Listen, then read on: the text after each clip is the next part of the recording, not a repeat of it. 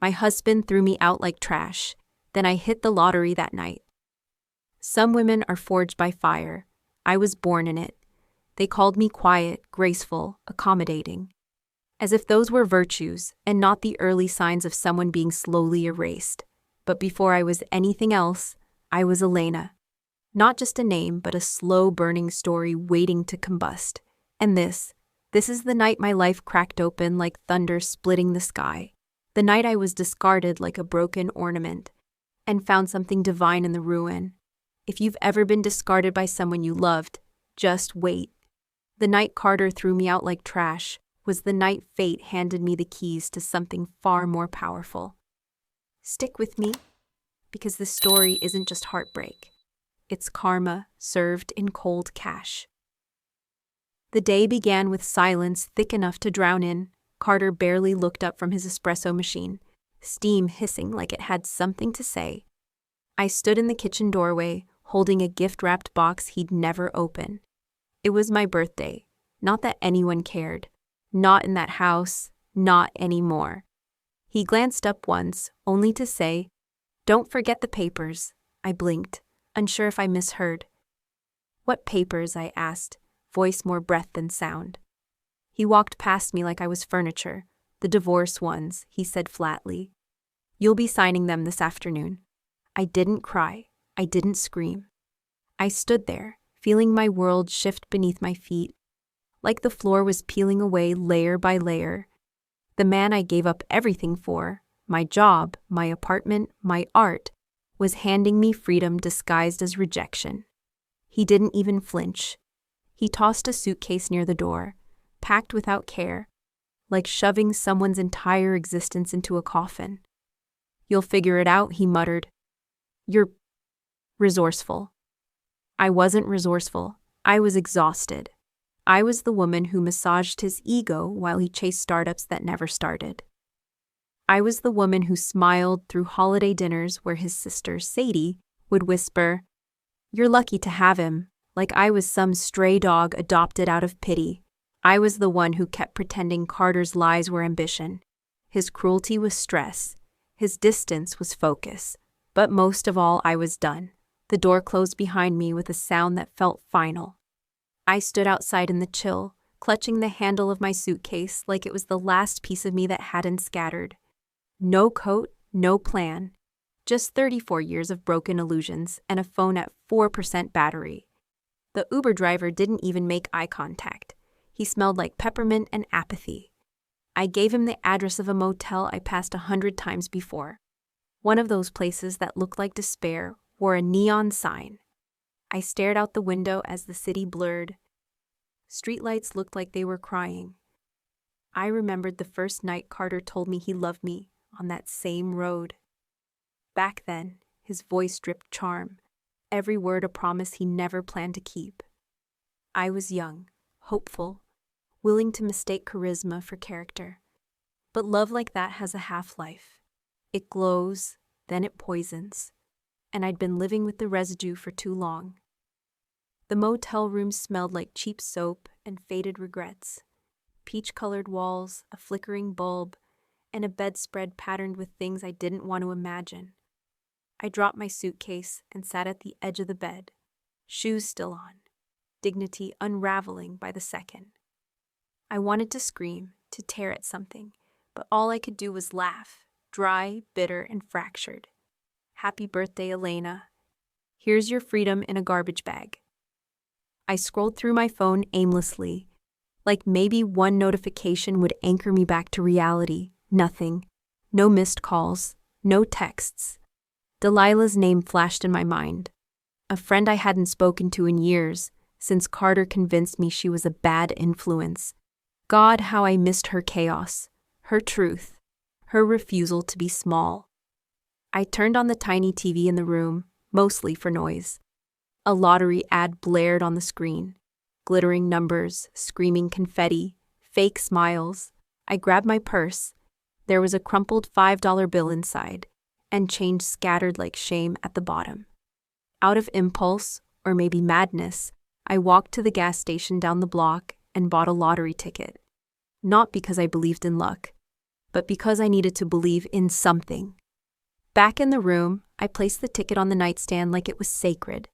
Then I crawled under the covers, not bothering to undress, and stared at the ceiling until sleep finally stole me away. And that's when everything began to shift. That was the moment between endings and beginnings. I didn't know it yet, but by the time the sun rose, I'd no longer be the woman discarded like refuse. I'd be the woman with a power Carter could never comprehend. Because when you strip someone down to nothing, rock bottom doesn't come crashing, it seeps in. It hums beneath your ribs until one day you're wide awake on a stained motel mattress, blinking at a popcorn ceiling, wondering how your life slipped between your fingers without a sound. That morning, the sunlight didn't feel like grace. It felt like exposure, cold, sharp, and merciless. I sat up slowly, my body aching from the stony bed, and my heart heavier than the duffel bag on the floor. The only possession I had left that wasn't bruised with memory. I didn't cry, not yet. I just stared at the mirror across the room and barely recognized the woman inside it. Her eyes looked haunted, her lips chapped with silence, her spirit tucked somewhere deep, too deep to reach. That was me. That was Elena. And she had just been thrown away by the man she built her world around. The night before replayed in violent fragments, Carter's voice like acid, his words slicing without flinching. "You've become dead weight," he said. On my birthday. The man I once loved looked me in the eye and treated me like garbage too heavy for his shiny new life. He didn't even flinch when I begged him to just explain. Instead, he tossed me a check for $500, like a stranger giving a homeless woman petty cash, and told me to start over somewhere else. Somewhere else, like I was a mistake to be relocated. I went numb, not shocked. No, that would have implied I didn't see it coming. I just hoped I was wrong. I ignored the red flags when he withdrew from our late-night talks, when his phone calls took place in the garage, when Sadie started planting little seeds like, maybe Elena should find her own thing again. What I didn't know was that while I was stitching together our finances, Carter had been slicing me out of his future. I opened my laptop in that grimy motel and started going through bank statements, clinging to the one act of survival I still knew, logic. Numbers didn't lie, but Carter did. And in every corner of our joint accounts, I found shadows, transfers to unknown accounts, expenses that didn't belong, a trail of selfishness cloaked in ambition. He hadn't just planned this. He'd been executing it for months. The real kick in the ribs? My name was still tied to everything. The LLCs, the business credit, the second mortgage he took out for growth. My sacrifices weren't just dismissed. They were exploited. I had funded his startup, believing in his dream, while he drained me like a resource to be mined and discarded. Grief hit me around noon. Not the pretty kind, the guttural, choking kind. I curled up on that motel floor, and for the first time, I allowed myself to sob. Loud, messy sobs that had been building for years behind polite smiles and well-timed silence. The weight of betrayal didn't just crush me. It burned through every illusion I had left, and in that ash, a name returned. Delilah. My best friend once, before Carter's ego wedged us apart. He said she was toxic, jealous, a bad influence. Funny how abusers always labeled truth-tellers as dangerous. I hadn't spoken to her in 3 years, but I picked up my phone and dialed her number with shaking fingers, unsure if she'd answer, unsure if I deserved her grace. She answered on the second ring. Elena, her voice cracked with disbelief. And somehow, that sound, so small, so human, was the first sign I wasn't completely alone. I told her everything in a single breathless monologue, and when I finished, there was silence. But not the cold kind. The kind where something was growing. She said, "I always knew that man would break you. I just didn't think he'd be stupid enough to do it publicly." Delilah didn't hesitate. Within an hour, she was at my motel with hot food, legal forms, and a new phone. She hugged me like someone who remembered who I used to be. before Carter shrank me into a shadow. And then she said something that stayed with me. You may feel broken, but honey, glass only cuts deeper when it's shattered. You're about to be sharp. That night, the power in me started to flicker. Weak at first, but undeniable. I didn't know what would come next. I didn't know that the universe was already shifting. All I knew was that I had nothing left to lose, and that is where true danger begins. When a woman has been gutted and humiliated, what remains is a blueprint for fire. There's a thin line between heartbreak and rage, and I had crossed it. Some nights, when the weight of despair threatens to swallow you whole, fate whispers in the most unexpected ways. After that bleak day, I wandered the city streets aimlessly, my soul frayed and my heart scarred deeper than I dared admit. I was a ghost of myself, invisible beneath layers of shattered dreams and quiet desperation. The cold wind bit at my skin as if trying to remind me that life was still cruel, still unyielding. Yet somewhere inside, a faint flicker of hope sparked, a fragile ember refusing to die. With trembling hands, I stopped by a dingy convenience store, its flickering neon sign buzzing like a fragile heartbeat. I had only a few dollars left, my birthday cash that Carter thought he'd tossed into the gutter along with me. On a whim, driven by a reckless mixture of longing and numbness, I bought a single lottery ticket. It felt absurd, a childish gamble against a world that had already stacked the odds against me. But that ticket became more than paper and ink. It was a secret promise to myself that I was still here, still fighting. The night stretched endlessly, filled with restless dreams and haunted by the ghosts of all I had lost. I barely slept, heart pounding against the hollow silence, mind racing through all the ways my life had unraveled. Then, in the early hours, a call pierced through the darkness, an automated voice announcing numbers that would change everything. I sat frozen, the world narrowing to that moment, those numbers aligning perfectly with the ticket in my hand. 6-8 million. The jackpot was mine. All at once, the air around me shifted, thick with disbelief, trembling with the shock of a life rewritten in a single breath. Tears streamed down my face, but these weren't tears of sorrow. They were tears of release, of vindication, of a future suddenly illuminated. Winning the lottery was like waking up from a long nightmare into the dazzling clarity of dawn. I realized that this wasn't just fortune, it was justice, a cosmic reset button pressed after years of silent suffering. Suddenly, the chains Carter had wrapped around me seemed fragile, and my dreams, once buried beneath his shadow, began to stir awake. But with this windfall came a new responsibility. Money could buy freedom, but it couldn't erase scars. It couldn't undo the betrayal or the nights spent alone in cold rooms filled with silence. I knew I had to be smart. I wasn't just reclaiming my life. I was preparing to rewrite the story of my pain into one of power. In the days that followed, I met Dominic Rayner, a financial advisor with a keen mind and an understanding heart. He wasn't like the vultures I expected. He listened, respected my boundaries, and offered guidance without judgment. With Dominic's help, I began unraveling the tangled web Carter had spun, untangling debts, reclaiming assets, and securing my rightful place in the empire I had unknowingly helped build. Yet even as the money flowed into my accounts, I kept my eyes sharp on a more vital prize, the chance to confront Carter, to expose his lies, and to turn his world upside down. I wasn't naive. I knew the road ahead would be treacherous, that those closest to him, like Sadie, would try to sabotage me. But now, I carried something far stronger than fear. Hope hardened into resolve. That lottery ticket was more than luck. It was a symbol, a turning point.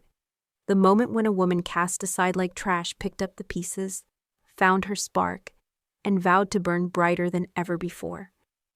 The night Carter threw me out was supposed to be my end. Instead, it was my beginning. And this is just the start. I never imagined that silence could wield such power. After the storm of betrayal, and the shocking revelation of my lottery win. I learned quickly that the loudest moves often lead to the quickest downfall. I was no longer the woman who stumbled blindly through life, crushed beneath Carter's arrogance and greed.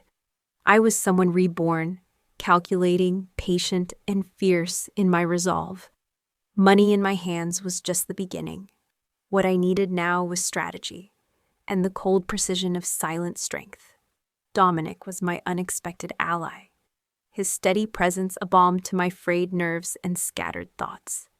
He navigated the complex world of finances and law with a surgeon's precision, unveiling the secrets Carter had hidden behind layers of corporate deceit. My name was still tangled in the contracts, the hidden stakes of his so-called empire, and Dominic's keen mind saw every loophole as an opportunity, a way to reclaim what was mine and tighten the noose around Carter's carefully constructed facade. But this wasn't about revenge through violence or spectacle. It was chess, not checkers. Every step was measured, every move deliberate. I learned to wield my newfound wealth like a blade cloaked in velvet, silent but deadly. Delilah, too, returned when I needed her most. Her loyalty tested but unwavering. Her friendship a reminder that even in the darkest nights, there are beacons of light. Together, we mapped out a plan that would dismantle Carter's world, piece by piece. Her complicity in Carter's schemes made her an unwitting pawn, and soon, a liability. With every day that passed, I grew stronger, not just in resources, but in spirit. The fear that once clung to me like a second skin dissolved, replaced by a fierce clarity. I was no longer a victim of circumstance. I was an architect of my own destiny. The same woman who had been discarded, silenced, and humiliated was now quietly building an empire of her own, one founded not on delusions, but on truth and resilience. I still remembered the sting of that cold night when Carter shut the door behind me, as if I were nothing more than refuse. But now I held something he never imagined: the power to rebuild, to expose, and to rise. Every secret Dominic uncovered, every ally Delilah brought into our fold, was another brick in the fortress, protecting my future and sealing Carter's fate. This was no longer about mere survival. It was about rewriting the rules of a game rigged against me. With my fortune as a weapon and my mind as my shield, I was ready to strike where it hurt most. Revenge, I realized, wasn't loud or brash. It was patient, it was precise, and it was unstoppable. I wasn't just fighting for justice. I was fighting for my life, my dignity, and the chance to become the woman I was always meant to be. And this battle was only just beginning. I knew forgiveness was a dangerous game, but I played it like a master. To Carter, I became the quiet storm he underestimated, a woman bruised but unbroken, appearing fragile while weaving my web of truth. Each smile I offered was a silent challenge, every word carefully measured to coax the venomous secrets he thought were buried deep. The man who once discarded me like refuse believed I was beneath his notice, a ghost from his past. That arrogance was my greatest weapon. Sadie, his sister, the so-called friend who smiled with daggers behind her back, was less careful. She let her guard slip when I planted a hidden microphone, capturing her whispers of loyalty to Carter's lies and schemes. Betrayal was a family affair, but this time the tables were turning, and I held the evidence. I replayed her venomous words over and over, feeling the cold thrill of justice creeping closer. Meanwhile, Carter's mask cracked under the weight of my quiet persistence. He boasted of his empire's success, of startups blossoming from thin air, ignorant that I held documents proving those ventures were draining our joint assets, fueled by my money. With Dominic's help, I laid traps that would make his fraudulent empire crumble from within. Every ledger, every email, every secret transfer was another nail sealing his fate. Delilah stood by me, her steady presence a lifeline when doubts whispered at the edges of my mind.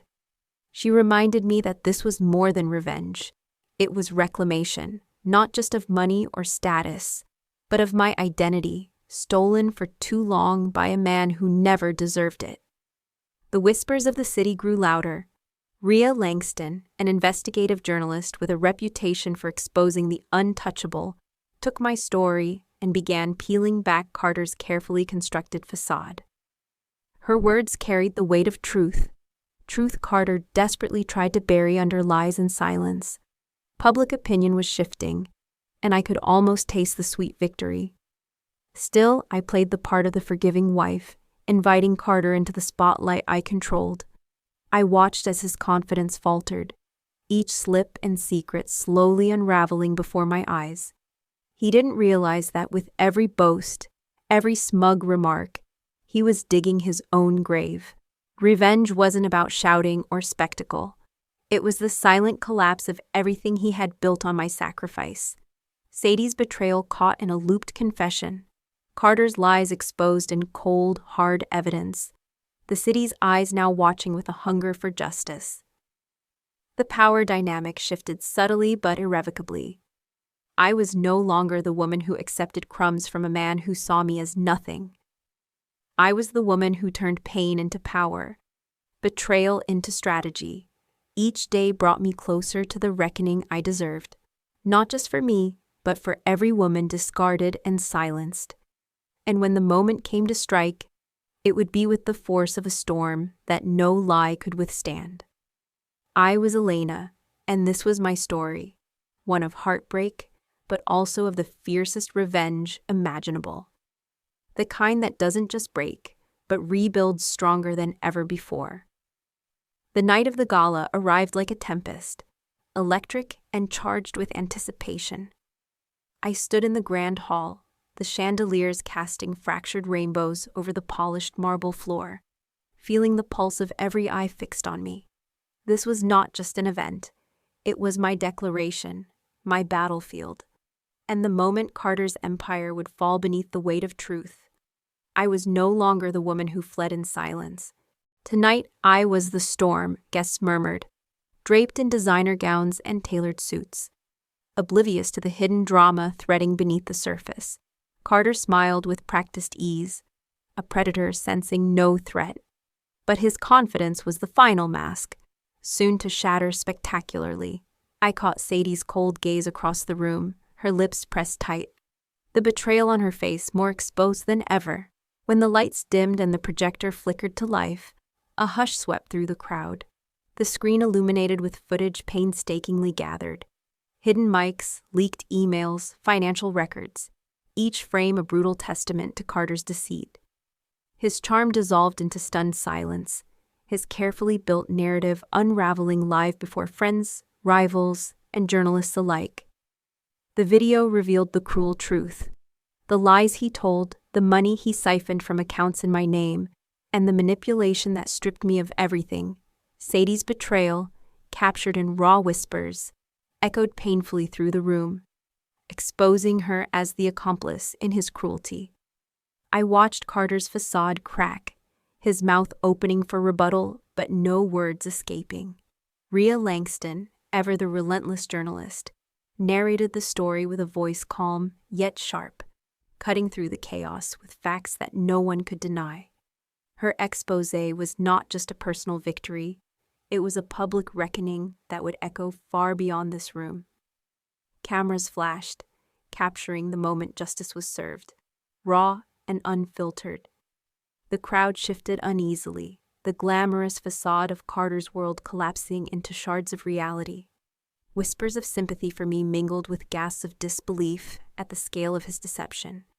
In that instant, I was no longer the discarded wife. I was the woman who wielded truth like a sword, carving a path to freedom. Amid the shock, I felt a surge of power I never knew I possessed, a fierce joy that burned away the years of betrayal and silence. This wasn't just revenge, it was resurrection. The woman they thought they broke was rising, unstoppable, and luminous. Carter's eyes met mine briefly, a flicker of fear masked by rage, before he disappeared into the crowd, a king dethroned. Sadie followed, her facade crumbling under the weight of exposure. I knew their downfall was inevitable now. The seeds of ruin had been sown, watered by truth and nourished by my refusal to be silent.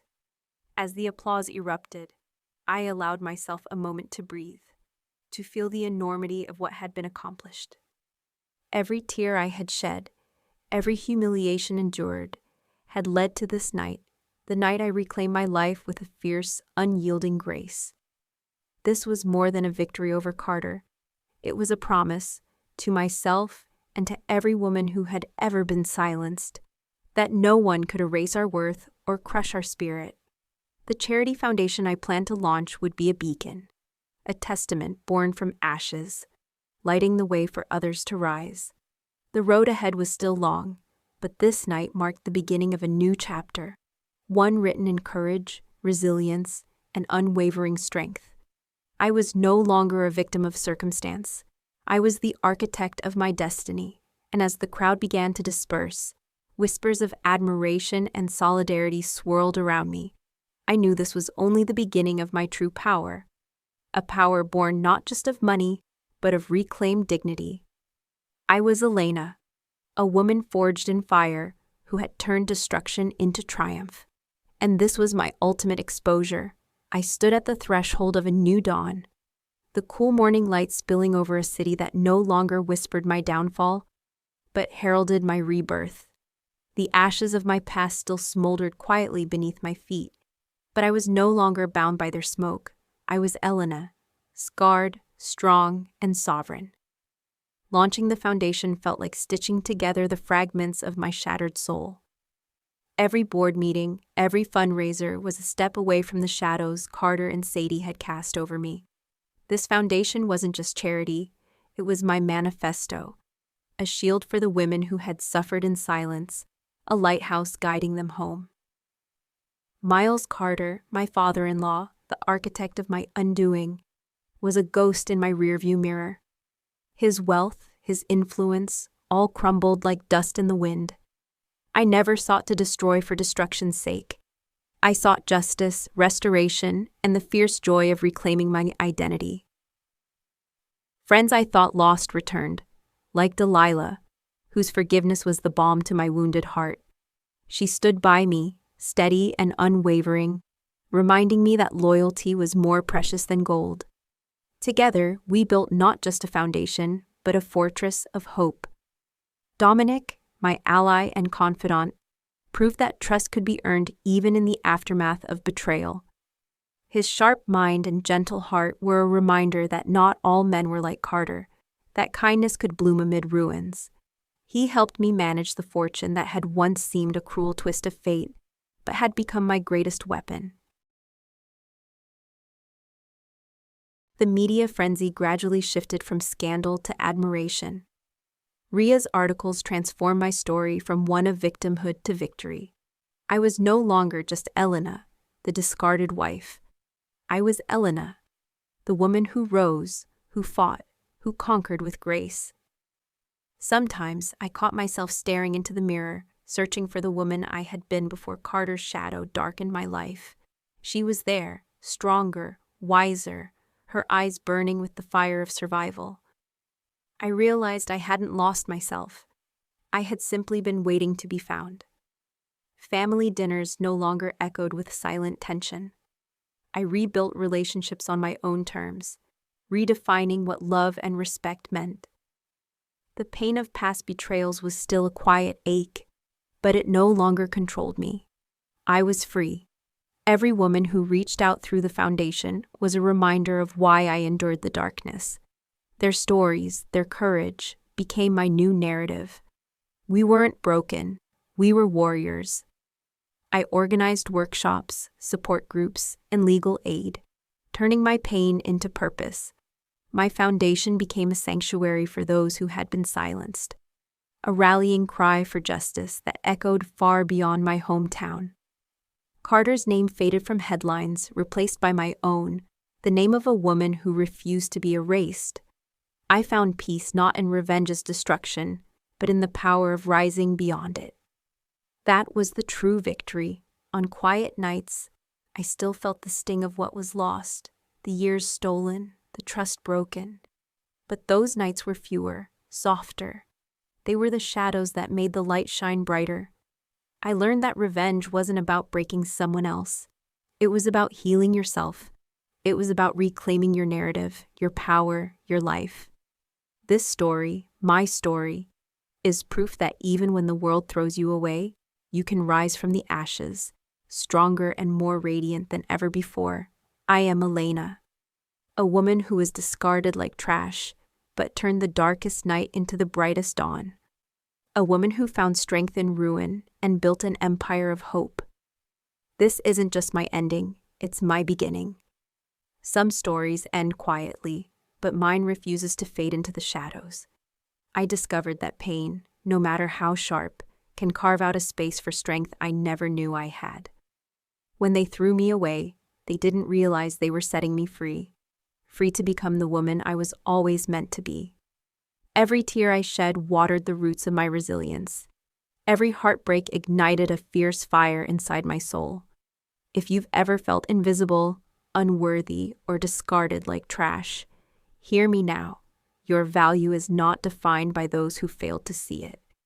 There is a fierce beauty in rising from the ashes of your own despair, in turning scars into stories of survival.